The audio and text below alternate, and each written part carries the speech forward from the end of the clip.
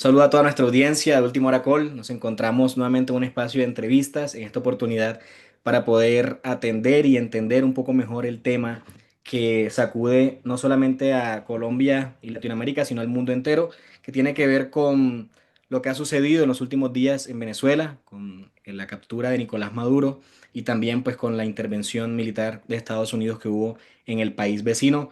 Ronald Rodríguez nos acompaña el día de hoy para ilustrarnos un poco mejor esto. Él es investigador y vocero del Observatorio de Venezuela, Universidad del Rosario. Ronald, muchas gracias por el tiempo y bienvenido a este espacio.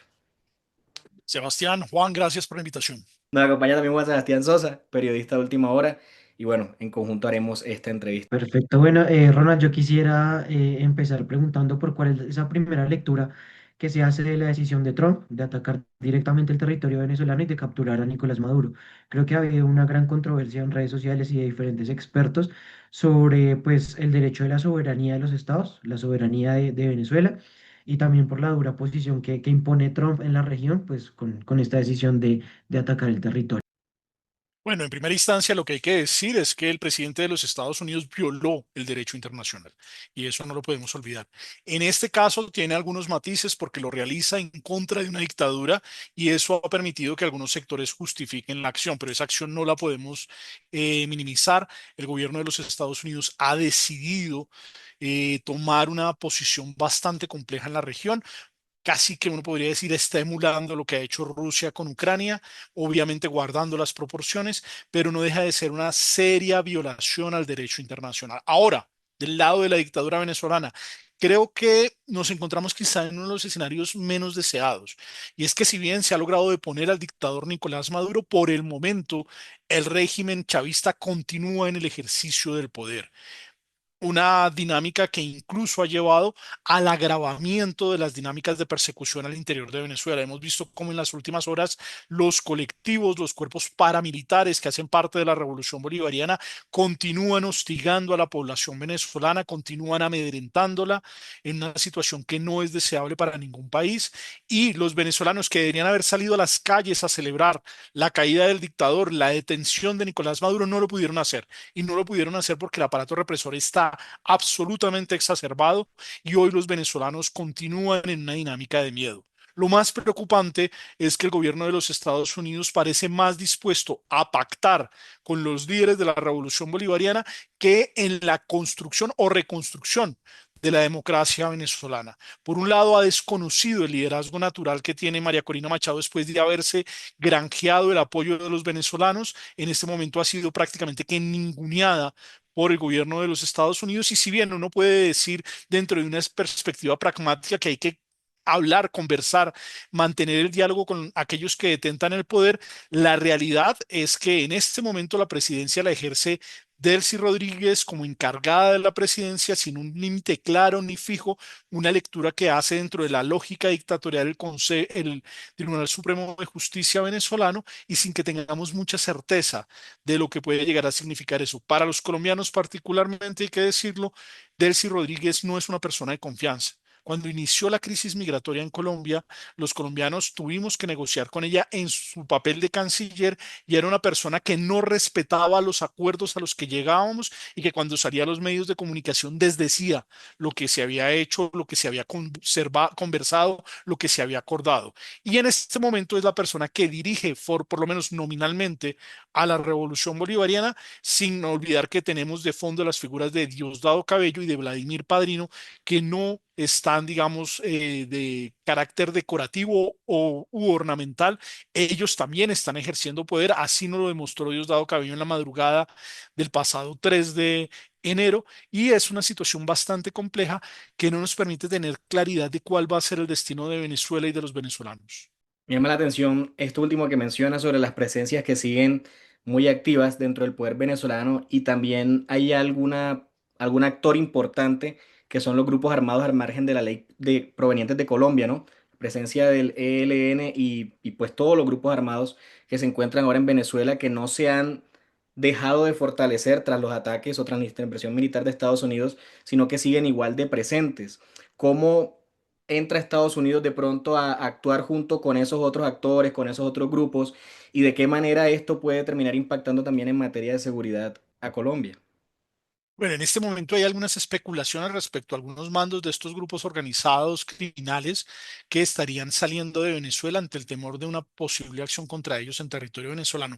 No por las autoridades venezolanas que detentan el poder, sino porque precisamente Estados Unidos ya pudo hacer la acción más compleja, que era sacar a un presidente, extraerlo de un país con todo el esquema de seguridad que puede tener un Estado y que tenía el Estado venezolano. Lograron llevar a cabo una operación militar exitosa. Entonces, cualquier jefe guerrillero que no tiene las capacidades de un Estado debe estársela pensando dos veces de permanecer en territorio venezolano. Hay algunas especulaciones respecto al movimiento de estos actores. Sin embargo, esos movimientos no son rápidos. No es tan fácil como simplemente moverse de un lado a otro porque las dinámicas de movilidad de los grupos criminales son muy diferentes.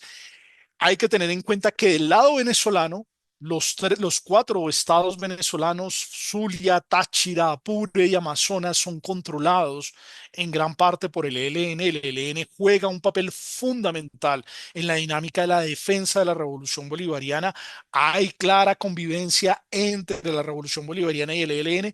Si bien el ELN no está subordinado a la revolución bolivariana y utiliza su presencia como una dinámica instrumental, no obstante, es en este momento una de las lógicas que tiene defensa el chavismo que está en el poder. En el caso colombiano, lo veíamos desde el año pasado, el ELN estaba en un proceso de expansión, tanto en Arauca, pero sobre todo en norte de Santander y en la región del Catatumbo. Más de 87.000 personas se vieron obligadas a ser desplazadas por el enfrentamiento que se está dando entre el ELN y la disidencia 33 de las FARC, lo cual hace que la situación sea muy compleja en materia de orden público en nuestra ciudad fronteriza más importante, que es Cúcuta y el área metropolitana.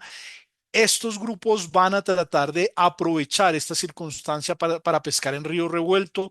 Muy seguramente el ELN empezará una dinámica de negociación con el régimen venezolano para determinar cómo va a funcionar dentro de esta nueva lógica. Hasta el momento estamos en reacomodación de actores. Esto no es una cosa que se resuelva en horas, días, ni siquiera en meses. Realmente lo que ha hecho Estados Unidos rompe el statu quo y estamos en un proceso de reacomodación. A la revolución bolivariana le tomó 27 años adquirir el poder, salir del poder no va a ser tan fácil y por el momento lo sigue detentando y eso es importante decirlo. Y en ese sentido quisiera preguntarte cómo leer ahora la situación en Venezuela, a qué le apuesta Trump ahora en la transición de lo que pues él dice va a ser una nación democrática. Y pues como tú lo mencionas, le ha mostrado digamos que su apoyo a Delcy Rodríguez, no sin antes también lanzarle algunas amenazas, pero le bajó completamente el pulgar a María Corina Machado.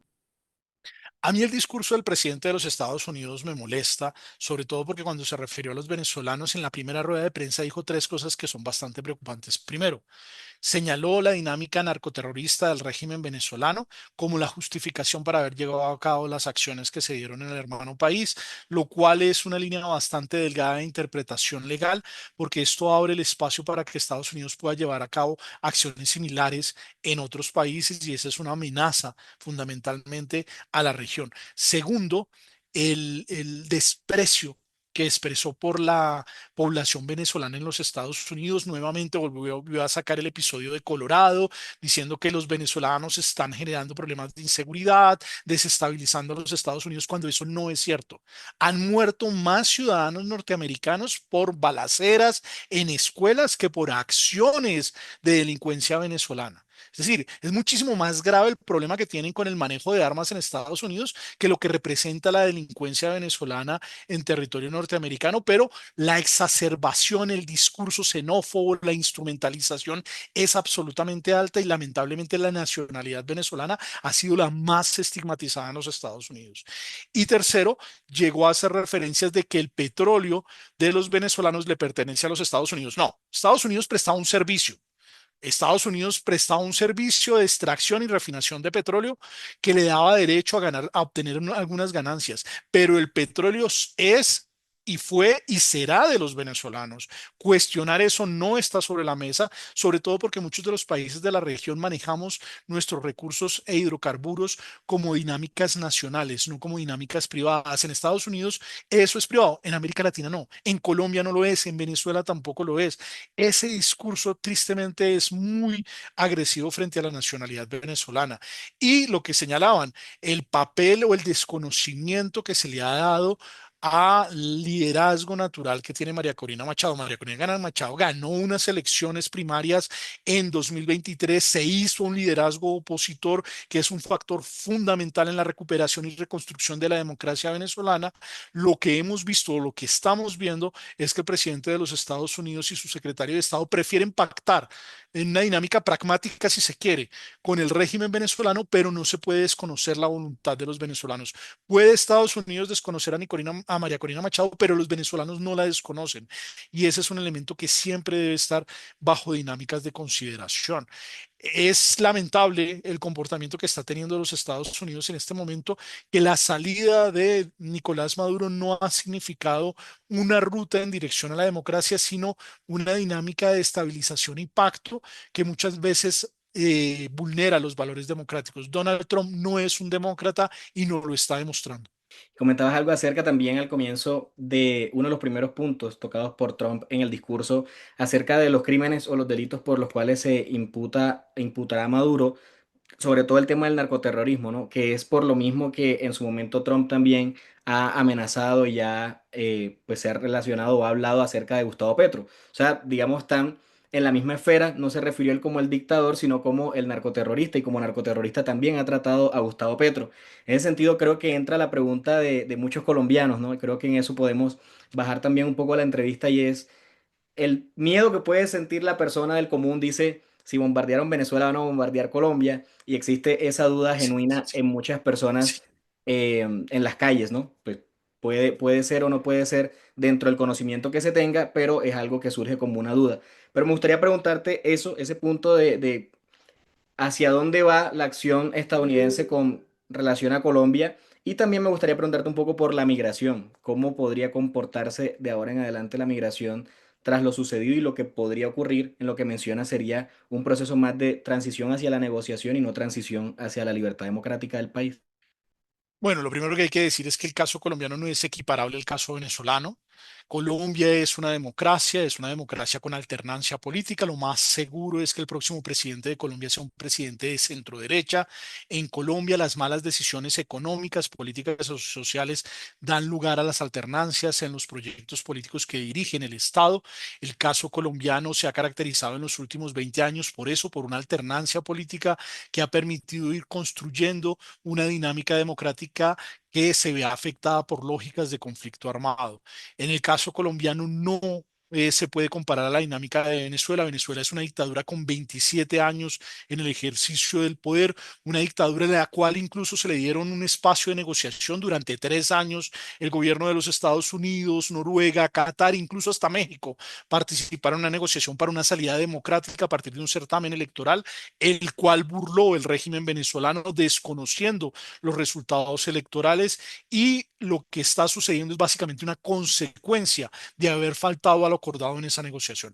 En el caso colombiano, el presidente Gustavo Petro puede ser un muy mal gobernante que tome pésimas decisiones en materia económica, social y política, pero eso no lo hace objeto de medidas unilaterales de los Estados Unidos, y los colombianos no podemos permitir que se equipare la figura del presidente Petro a la del presidente Nicolás Maduro. Es más, lo que uno desearía hoy de un jefe de Estado es que el presidente Petro estuviera convocando a los diferentes sectores políticos para establecer un consenso de cómo vamos a manejar la crisis política que vive Venezuela. Lamentablemente, tanto Donald Trump como el presidente Gustavo Petro son muy allegados a la dinámica de diplomacia de micrófono, de diplomacia de redes sociales, dejan la dignidad de jefes de Estado a un lado, dejan la dignidad de sus estados y de sus países a un lado, y empiezan una confrontación de redes sociales digna de una lógica que no es la de un país. Y obviamente, pues esto ha generado un discurso que es muy complejo. Los colombianos tenemos que tener mucho cuidado porque estamos en un certamen, estamos en un proceso electoral, estamos en una transición de cambio político en nuestro país que es natural en un proceso democrático, y la democracia colombiana ha demostrado mucha fortaleza. Incluso, hay que decirlo, las instituciones colombianas han demostrado más fortaleza que las propias instituciones norteamericanas o que las instituciones argentinas. En América Latina y en el mundo estamos teniendo una dinámica de repuntes autoritarios, y el presidente Donald Trump, incluso al interior de su país, no se comporta propiamente como un demócrata. Y eso hay que tenerlo presente. En el caso de Colombia, obviamente las afecciones de lo que sucede en Venezuela son directas. Estamos en el peor momento de recepción migratoria. La respuesta institucional: no tenemos un alto responsable en Colombia para manejar fenómenos migratorios y movilidad humana. En este momento no tenemos alguien que tenga la camiseta puesta y que pueda coordinar al Estado colombiano a nivel nacional, departamental y local para dar una respuesta frente a fenómenos migratorios. Si en Venezuela inicia una dinámica bélica, nosotros no tenemos capacidad para manejar ese fenómeno.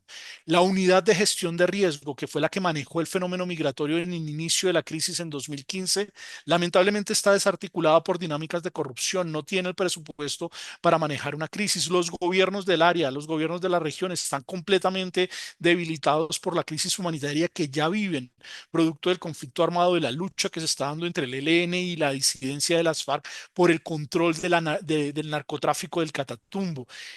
En materia de cooperación internacional es quizá el peor momento porque hemos perdido una importante capacidad de recursos, no hay recursos para el tema migratorio, las capacidades de las organizaciones de la sociedad civil igual están seriamente diezmadas, muchas organizaciones han tenido que prescindir de capital humano que es fundamental y que fue fundamental a lo largo de estos últimos 15 años y que ha sido en una respuesta dentro del conflicto armado y la movilidad humana producto de la crisis en Venezuela.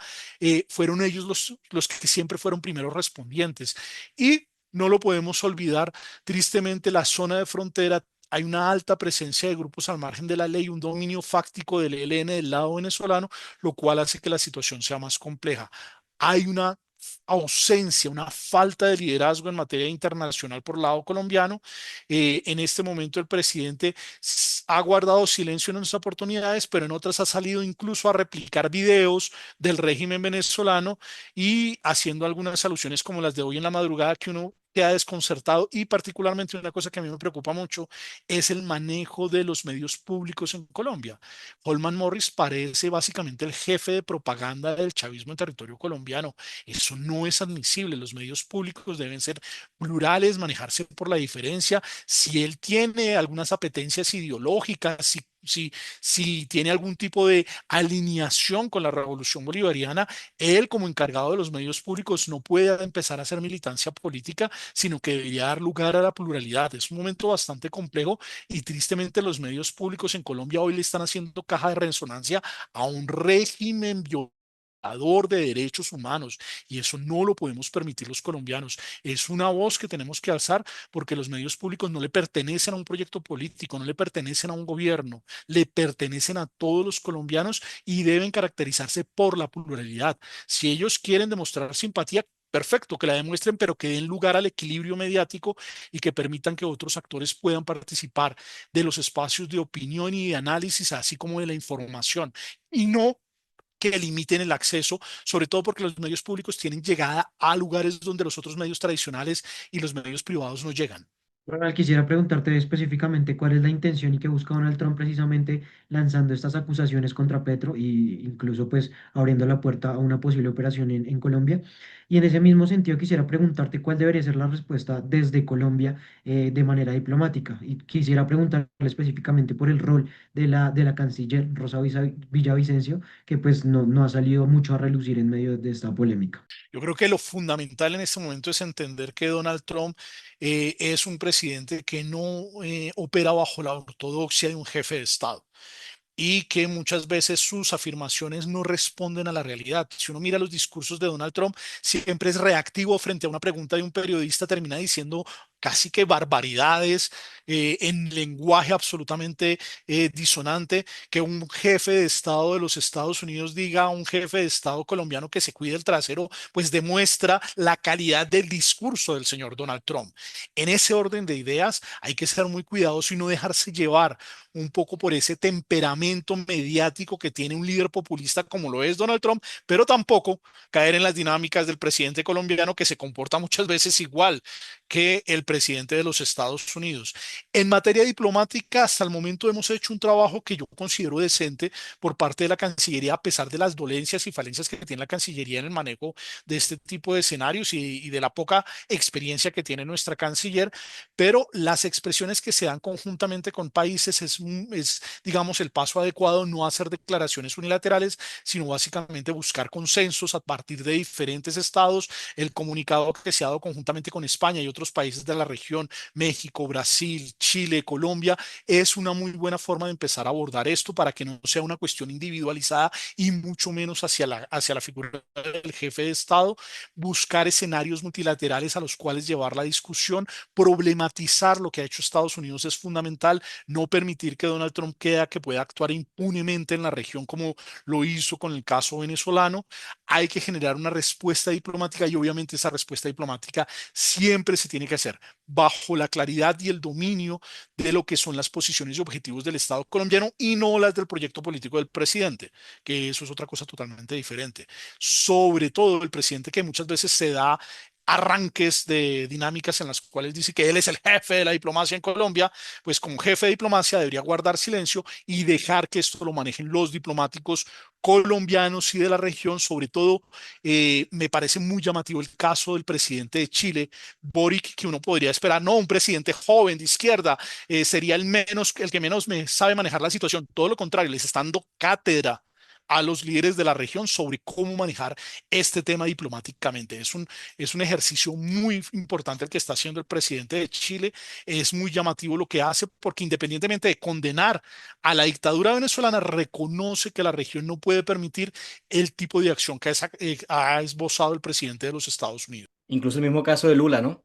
Que en sus gobiernos ha ido menguando mucho la intervención y cada vez parece decidir meterse menos en el caso de lo que hacía antes, al comienzo incluso cuando compartió gobierno con gobernantes anteriores en Venezuela, era un poco más activo. Ya ahora de pronto la experiencia le ha enseñado a guardar un poco más de distancia.